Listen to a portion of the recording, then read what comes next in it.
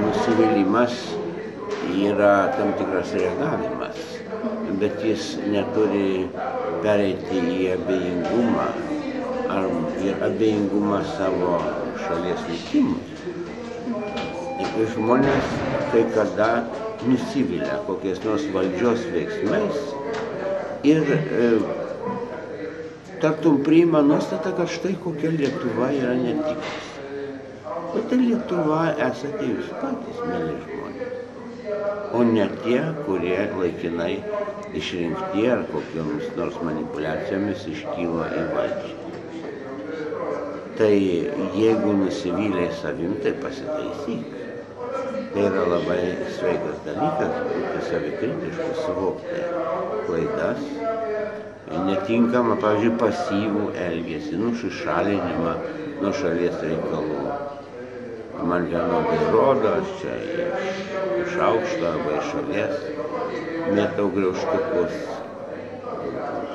Reikia suprasti kiekvieno atsakomybę. Jeigu pusė žmonių nebalsuoja rinkimuose, jie prisiima atsakomybę. Jie tik mano, kad jie pasitraukia ir jie neatsakingi. Jie labai atsakingi. Jie atsakingesni negu tie, kurie balsuoja. Tie nebalsuojantis turi didžiausią atsakomybę. Bandykit tą kaip nors nunešti iki proto.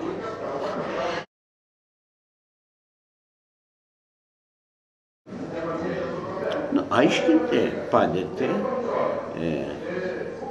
ir ne tik esamą padėtį, bet ir perspektyvą. Nes kokia bebūtų prasta ir smukimo, degradavimo padėtis, gali būti dar blogiau. Tai ar žmonės sutiktų su tuo, kad dalykai eitų blogyn? Ar yra jau subręstanti reikšmė ir pasiryžimas, ne, vis dėlto mes turim stabdyti tą slinkti žemyn. Slydimą į griovį, iš kurio dar nežinia, kada Lietuva išvažiuos. Gal dar po 20 metų koks naujas sąjūdis jau turės tempti. Tai gal dar galima išlaikyti kelkraštį, ne griovyje. Reikia pribėgti ir paremti. Reikia taip aiškinti. O triukšmas dėl Leo, dėl to liūtuko, ar jisai bus Liova ar liūtukas, kai kada, man atrodo, pavirsta lygtai su to liūto uodega, galima nušluoti kitus klausimus, kad jie mums neberūpėtų.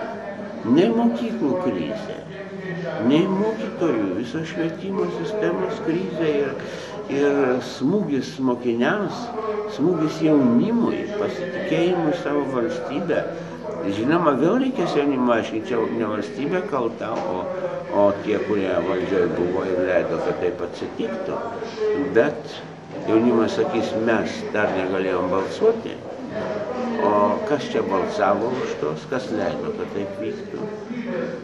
Suprantat, yra dalykų daug didesnis ratas, dėl kurio turėtumėm sakyti, kad šita vyriausybė visai neturi jokio pasitikėjimo. Neturėtų toliau dirbti. Arba turėtų keisti bent keletą ministrų, parodyti, kad kokie nors ateina kito pasiryžimo žmonės. Ir nepavaldus. Net gal Kirkilo grupuoti. Ar jie galima vadinti partiją, kiek ten partijų, tai partija yra, niekas nežino. Bet tokioj labai prastai padėti